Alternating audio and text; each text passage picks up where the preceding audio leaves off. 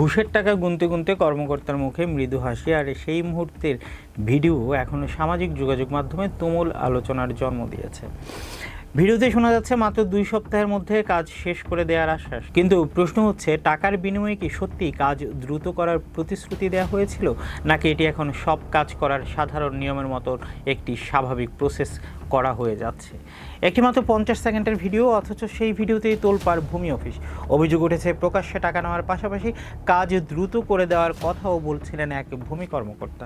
Video ছড়িয়ে পড়তেই নড়েচড়ে বসে প্রশাসন। শেষ পর্যন্ত রাতেই এলো সাময়িক বরখাস্তের আদেশ। এখানে এত বড় প্রমাণ থাকার পরেও সাময়িক বরখাস্ত কেন? তবে অভিযুক্ত কর্মকর্তার দাবি ওই টাকা ঘুষ নয়, বরং তার কাছ থেকে নেওয়া ধার ফেরত দেওয়া হচ্ছিল। ঘটনাটি ফরিদপুরের বোয়ালমারী উপজেলার সাতৈরখ ইউনিয়ন ভূমি অফিসের।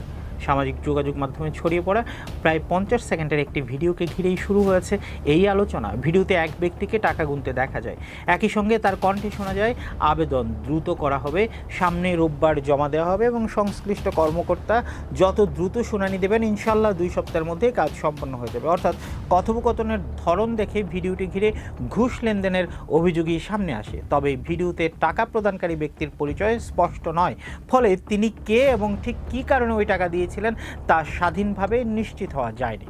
ভিডিওর আরেকটি অংশ নতুন করে আলোচনার জন্ম দিয়েছে। সেখানে অভিযুক্ত কর্মকর্তার কণ্ঠে আক্ষেপের সুরে শোনা যায় তিনি এবং অন্য একজন একই বিসিএস ব্যাচের, অর্থাৎ 40তম বিসিএস এর, কিন্তু অপর ব্যক্তি ক্যাডার হলেও তিনি নন ক্যাডার হয়েছেন, এমন কথাও বলতে শোনা যায় তাকে। ভিডিওটি সামাজিক যোগাযোগ মাধ্যমে ছড়িয়ে পড়ার পর বিষয়টি পৌঁছে যায় প্রশাসনের নজরে।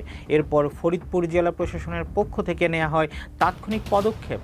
অভিযোগের প্রেক্ষাপটে বোয়ালমারীর সাতৈরখ ইউনিয়নের ভূমি অফিসের ওই কর্মকর্তাকে অসদাচরণ ও দুর্নীতির অভিযোগে সাময়িক বরখাস্ত করা হয়। প্রশাসনের এই সিদ্ধান্তের পর প্রশ্ন উঠছে, ভাইরাল ভিডিওতে যে অভিযোগ সামনে এসেছে তার পেছনে আসলে কি ঘটেছিল। তবে অভিযুক্ত ভূমি কর্মকর্তা ইমরান শেখের বক্তব্য একেবারেই ভিন্ন।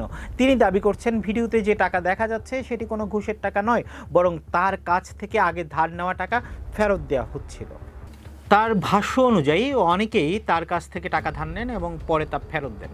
ভিডিওটি সেই টাকা ফেরত দেওয়ার সময় ধারণ করা হয়েছে, কিন্তু এখানেও তৈরি হয়েছে আরেকটি প্রশ্ন। যিনি টাকা ফেরত দিয়েছেন বলে দাবি করেছেন কর্মকর্তা, সেই ব্যক্তির নাম বা পরিচয় কি? এ বিষয়ে জানতে চাইলে ইমরান শেখ ওই ব্যক্তির পরিচয় প্রকাশ করতে রাজি হননি। ফলে এখন মূল বিষয় দাঁড়াচ্ছে ভাইরাল ভিডিওতে দেখা অর্থের লেনদেনটি কি সত্যিই ঘুষ, নাকি অভিযুক্ত কর্মকর্তার দাবি অনুযায়ী ব্যক্তিগত ধার পরিশোধের ঘটনা।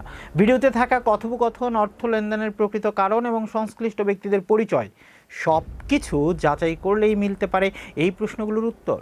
তবে একটি বিষয় স্পষ্ট, সরকারি সেবার জায়গায় ঘুষ বা অনিয়মের অভিযোগ উঠলেই তা সাধারণ মানুষের আস্থাকে নাড়িয়ে দেয়। আর সেই অভিযোগ যদি ভিডিওতে ধরা পড়ে সামাজিক যোগাযোগ মাধ্যমে ছড়িয়ে যায়, তাহলে প্রশাসনের উপরও তৈরি হয় দ্রুত ও স্বচ্ছ তদন্তের চাপ।